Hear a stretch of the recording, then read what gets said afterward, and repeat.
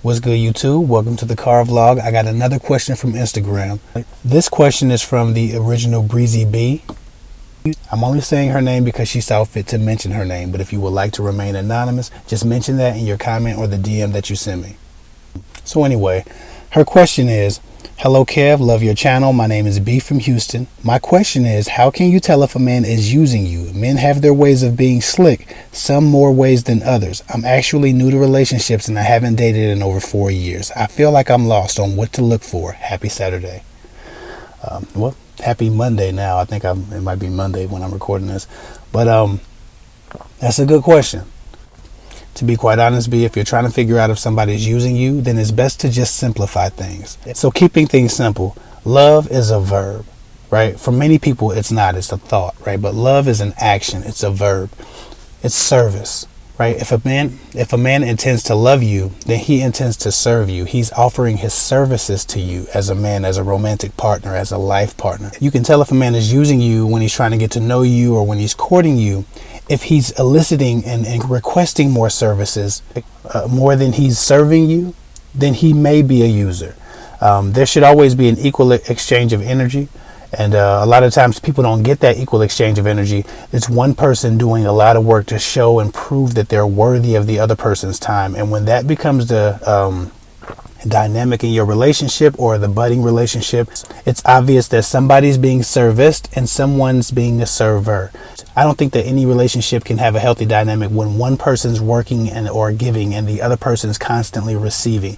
Again, love is an action. So when a man is offering his love to you genuinely, he intends to serve you. So he's offering services to you. That's why in a lot of my How to Tell If a Guy Like You videos, I go over a lot of the things that a guy might do, even inconveniencing himself to make sure that he offers his services to you, whether that's support, whether that's him trying to solve your problems, whether that's him protecting you, whether that's him trying to be there for you in various ways, fix crap around your house, whatever he can do to be of use, he'll do that because love is an action. He's trying to act on his emotions. But when love is not his goal, and when service from you is his goal, when he's trying to use you and extort you of the resources and the love that you have to give, generally it's going to be a one-sided relationship he offers. It starts out with him needing you a lot more and him not really providing anything in return for that. It's his focus. A lot of people, you'll meet them and they'll be in a bad position in life, and so sometimes you'll meet somebody and they're down and out.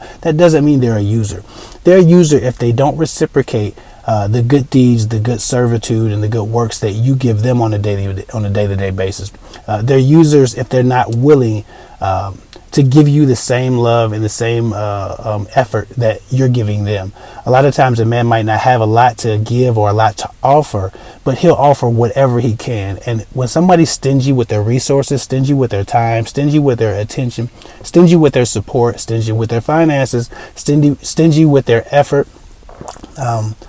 it should be indicative of their lack of interest in actually loving you. So with that said, if he's using you, he's most likely going to be requesting things of you. He's going to be requiring things of you. He's going to be asking of you a lot more than he's giving of you, right? More than he asks, hey, what can I do for you? Do you need anything? Can I help you with something? Can I support you right now? You want me to be there for you? More than he does those things, he'll say, hey, I need you to do this. I need you to do that. Can you do this? Can you do that? And then when you don't do those things, he guilt trips you. Right? When you don't do those things, he punishes you for not doing those things. He accuses you of not being for him, not being on his side, not really loving him. A user will make you prove your love to them. They're not interested in the equal exchange of help or support.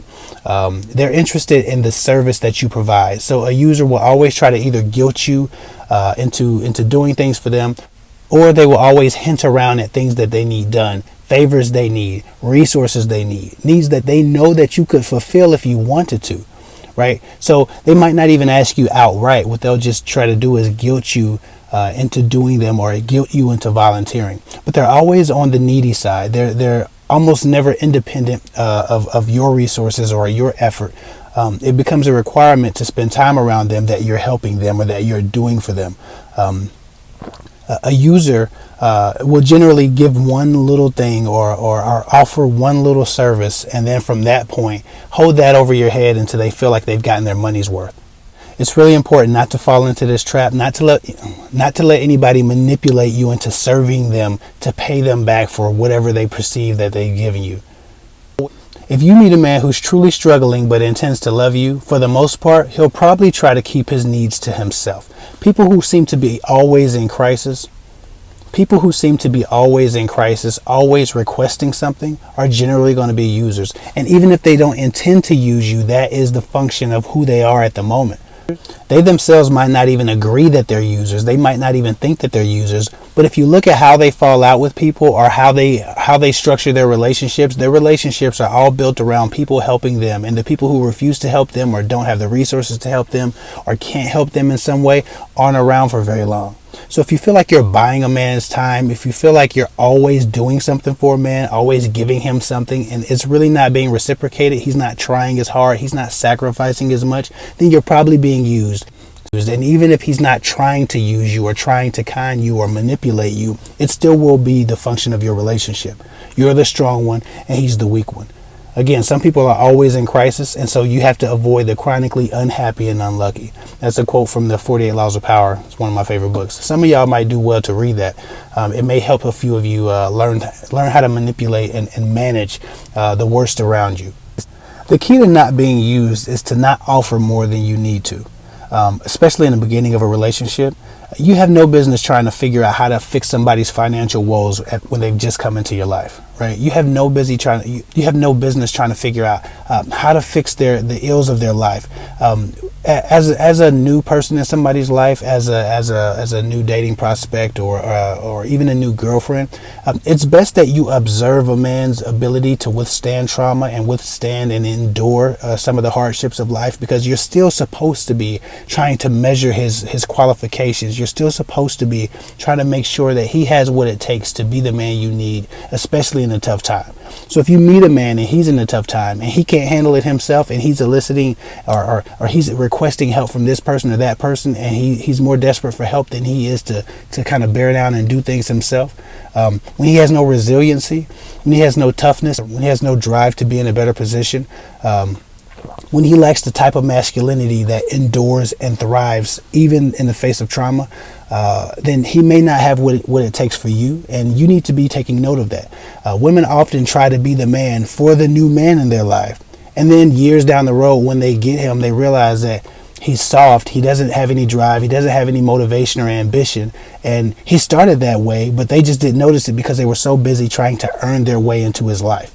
Never try to earn your way into a man's life. He should be fully functional when you get to him. He should be move-in ready. If he was a house, you say, hey, I want a move-in ready house. I don't want to renovate everything before I get there, right? He should be move-in ready. He shouldn't need a lot of things given. He shouldn't need a lot of things tweaked. He should be fully functional and independent of help. And if he's not independent of help, or he's not fully functional, he needs to be on the road to that, and he needs to be solving his own problems. I can't stand when I talk to women and they're telling me about how they're solving all these guys' issues, and they're doing this and that and this and that, and then the guy's like just sitting waiting around for their help, and then they're calling me, or I'm calling them, and they're upset that he's not becoming more masculine, or he's not becoming more responsible. Well, this is the function of his relationships. He generally probably surrounds himself with people who help him, who do things for him, right? Things that he could do for himself otherwise. And so you always want to avoid those types of people, and you never want to put yourself in a position where you earn your place in a man's life by supporting him too much during a hard time and not letting him handle his own business, because you need that resiliency if you're together as a couple in the future and you're going through something. You need a man who can handle adversity and deal with it. Some adults never build up any resiliency because they're surrounded by people who are resilient for them. They're surrounded by people who protect them from the traumas of life when they haven't done the right thing. And when some of the issues are their fault, there's always another person to come and fix it. So in the beginning of a relationship, if you feel like you're fixing a man's life, you need to move on. Don't try to earn his love. Don't try to prove that you are worthy. Love is not a thing that you can earn from a user through favors, because they don't have the same relationship with giving and receiving that most people do. So with that said, if you ever have a question about if you're being used, stop helping for a while and see what your response is. See what the reaction you get is. If it's anger, if it's frustration, if it's pulling away, if it's distance, then your function in their life wasn't love, it wasn't romance, it was service, and you were being used. Anyway, I hope that helps. Follow me at KFIG24 on Instagram. I'll get with y'all later.